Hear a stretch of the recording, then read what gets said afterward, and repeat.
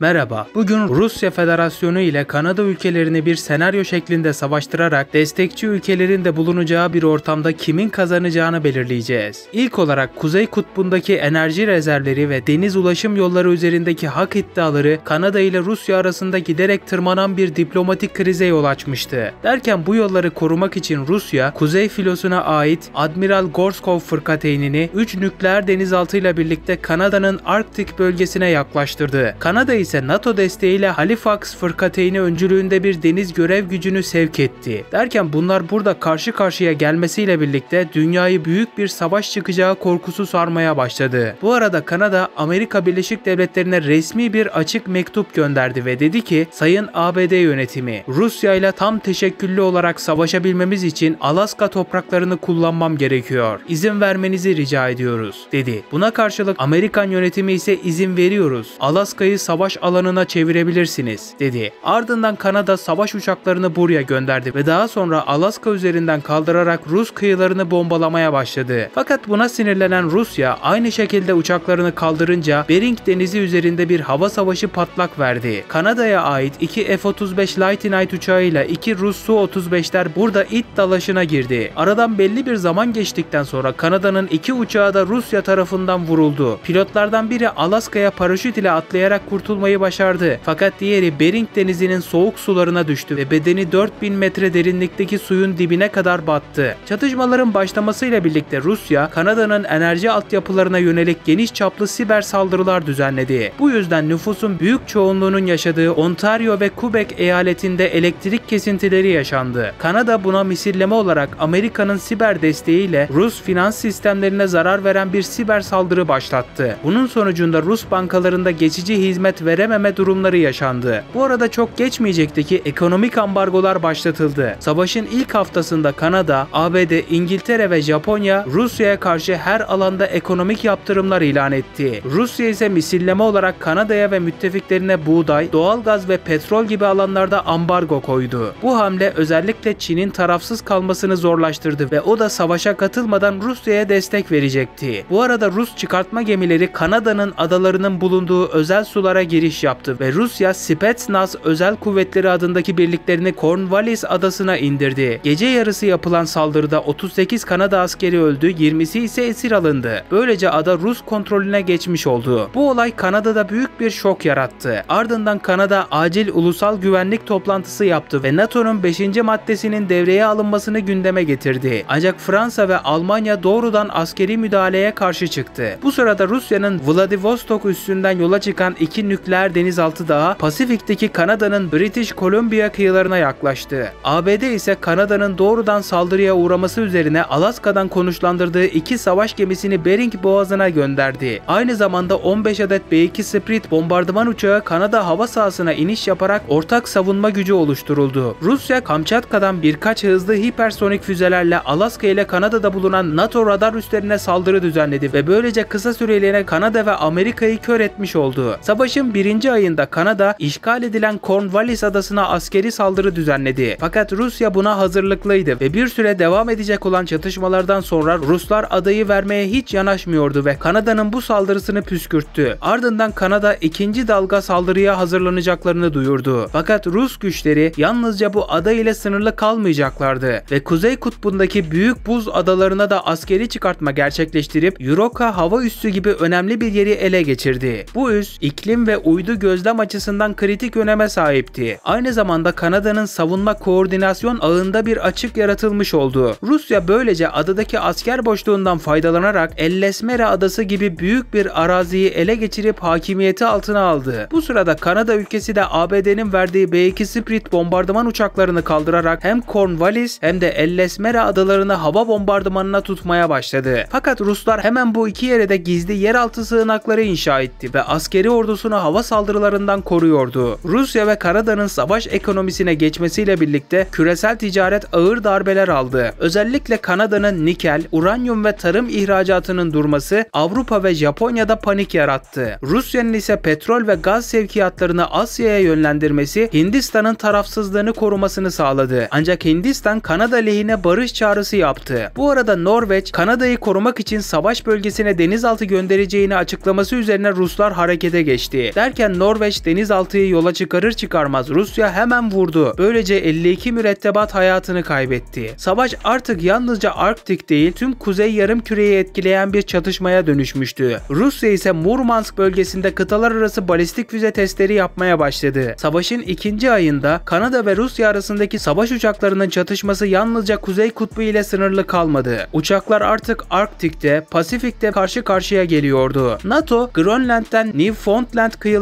kadar uzanan bir hava ve deniz koridoru oluşturdu. Bu koridor üzerinden ABD ve İngiltere'ye ait ikmal uçakları Kanada'ya sürekli mühimmat, yakıt ve drone desteği taşıdı. Ancak Rusya, Tu-160 bombardıman uçaklarıyla bu koridoru hedef aldı. Bu yüzden ABD ve İngiltere'ye ait 2 savaş gemisi Ruslar tarafından vurularak batırıldı. Bu olay üzerine intikam alacağını söyleyen ABD ve İngiltere, hayalet savaş uçaklarını kaldırdı ve Kamçatka bölgesinde bulunan Rus deniz üssüne saldırı düzenledi. Böylece Rusya'da 2 savaş gemisi ve 1 fırkateynini bu saldırıda kaybetti. Pasifik'te gerilim giderek tırmandı. Rusya bu saldırıya da karşılık vereceğini ve sessiz kalmayacağını açıkça duyurdu. Ardından yeniden Kamçatka Yarımadası'ndan denize açılan Kursk 2 adlı nükleer denizaltısını Kanada'nın ABD'ye çok yakın olan Vancouver limanına kadar gizlice yaklaştırdı. Burada liman radarlarını etkisiz hale getiren bir elektronik harp dalgası yayıldı ve Ruslar 6 adet Zirkon füzesini ateşledi. Füzelerden 4'ü Vancouver tersanesindeki askeri gemilere isabet etti. Böylece Kanada'nın HMCS Winnipeg gemisi tamamen yok oldu. 47 Kanada askeri hayatını kaybetti. Bunun üzerine Kanada ilk defa saldırgan bir operasyona girişerek ABD desteğiyle Rusya'nın doğusuna sızdı. Alaska'dan kalkan Kanada F-35'leri ve MK-9 Reaper insansız hava araçları Chukotka Yarımadası'ndaki Anadyr hava üssünü vurdu. Rus hava savunması 4 füzeyi engelledi ancak 2 tanesi üssü vurdu. Bu üs Kanada'ya yönelen hava akınlarının ana durağıydı. Bu arada Kanada gizli bir çıkartma gemisi konuşlandırdı ve Rusya'ya bağlı Wrangel adasına doğru gelerek buraya ordusunu indirdi. Rusya'nın bu adayı savunması zayıf olması sebebiyle Kanada kısa sürede burayı hakimiyetine geçirdi. Bu olaydan sonra Arktik Okyanusu'nda sessiz ama ölümcül bir savaş başladı. Kanada'nın HMCS Victoria sınıfı denizaltıları ile Rus Yasen sınıfı denizaltılar sonar sistemleriyle birbirini takip etti. Bu okyanusta yaşanan bir karşılaşmada Kanada denizaltısı Rus denizaltısını torpido ile vurdu. Olay gizli tutulmaya çalışıldı ancak uydu görüntüleri ve sızan telsiz kayıtları dünya medyasına düştü. Bu arada Kanada, Alberta ve Manitoba eyaletlerine toplamda 30.000 ek asker sevk etti. ABD ise Yukon ve Alaska'daki üslerini genişletti. Rusya'da Chukotka bölgesine 50.000 civarında asker konuşlandırdı. Bu sırada İngiltere ise Kanada lehine HMS Queen Elizabeth uçak gemisini Newfoundland açıklarına gönderdi. Gemide 40 adet F-35 savaş uçağı bulunuyordu. Rusya bu hamleye karşılık NATO'ya gözdağı vermek için Arktik Okyanusu'na 5 adet nükleer bomba testi gerçekleştirip attı ve bu yüzden bu sular radyasyonlu hale geldi. Aynı saatlerde ABD, Kanada topraklarına 12 adet TED füze savunma sistemi daha konuşlandırdı. Rusya buna sert tepki gösterdi. Kanada artık Amerikan nükleer şemsiyesi altına girmiştir dedi. Yani nükleer kullanabiliriz demek istiyordu. Bu arada Kanada'da bazı eyaletlerde savaş karşıtı gösteriler başladı. Özellikle Quebec ve British Columbia halkı NATO'nun savaşı tırmandırdığını ileri sürdü. Rusya'da ise ekonomik kriz derinleşiyor, ruble tarihin en düşük seviyesine geriliyordu. Hem Kanada hem de Rusya küçük toprak kazançları sağlasa da ağır kayıplar verdiler. NATO'nun doğrudan müdahalesi yaklaşırken Rusya Çin'e doğrudan ortaklık teklifi etti. Bunun üzerine Çin bu teklifi değerlendirdi ve kabul etti. Çin'le büyük bir müttefiklik ortağı kuran Rusya, Kanada'daki işgali büyütmeye karar verdi. Ruslar Axel Heiberg adasına ekstra asker gönderdi ve Kanada'nın buradaki az sayıda askerini yok ettikten sonra ele geçirdi. Bu arada Rusya bir açıklama yaptı. Öncelikli hedefimiz Kanada'nın bütün adalarını ele geçirmek. Daha sonrasına bakacağız, dedi. Kanada ise Amerika Birleşik Devletleri'nin topraklarına yerleştirdiği TED hava savunma sistemleri sayesinde Rusya'nın hiçbir uçak kaldırmasına izin vermiyordu. Fakat önemli olan kara savaşıydı. Hava sahasını kontrol etmek her ne kadar önemli olsa da karada bir o kadar önemliydi. Rusya da bu arada S-500 hava savunma sistemlerini ele geçirdiği hali hazırda bulunan Kanada adalarına yerleştirdi ve bu sayede artık Amerika, İngiltere ve Kanada uçak kaldıramıyordu. Fakat bu olay her iki tarafı daha da hırslandırdı. Rusya, düşürülmesi zor balistik füzelerini Kanada'nın önemli şehirlerine hedef alarak Chukotka üzerinden fırlattı. Dalgalar halinde çok sayıda füze fırlatıldığı için başkent Ottawa'nın da dahil olduğu birçok Kanada şehri hedef alındı ve böylece ağır hasar verilmiş oldu. Rusya, Kanada'nın bu halini fırsat bilerek Arktik'e daha fazla çıkartma gemisi gönderdi. Rusya yaklaşık 100.000 kişilik büyük bir ordu kullanarak her bir Kanada adalarına askerini indirdi ve kısa sürede bu adaları ele geçirerek hakimiyeti altına aldı. Bu iki blok arasında artık sadece silahlar değil, ticaret de savaş aracı haline gelmişti. Kanada, batılı müttefikleriyle birlikte Rusya'ya ait enerji tankerlerinin Malakka Boğazı'ndan geçişini engellemek için denizaltılarla pusu kurdu. Bu hamle Çin'i huzursuz etti ve Çin yönetimi enerji kıtlığı ilan etti. Kanada'da savaş yorgunluğu giderek artarken bazı politikacılar ateşkes görüşmeleri yapılması çağrısında bulunmaya başladı. Özellikle sağlık ve ulaşım altyapısı baskı altına girince halkın desteği %70'den %50'nin altına düştü. Benzer şekilde Rusya'da büyük şehirlerde işsizlik artışı ve protestolar başladı. Moskova'da on binlerce kişi "Barış, hemen şimdi" sloganıyla sokaklara döküldü. Birleşmiş Milletler Güvenlik Konseyi savaşın büyümesi üzerine acil toplantılar gerçekleştirdi. Türkiye, Brezilya ve Hindistan ortak bir barış planı önerdi. Ancak her iki tarafta toprak kaybını kabullenmeye yanaşmadı. Savaş 5 yılı aşkın bir süredir devam ediyordu. Milyarlarca dolarlık askeri harcamalar, yüz binlerce asker kaybı, yıkılan şehirler ve iki kutba bölünmüş dünya artık bir dönüm noktasındaydı.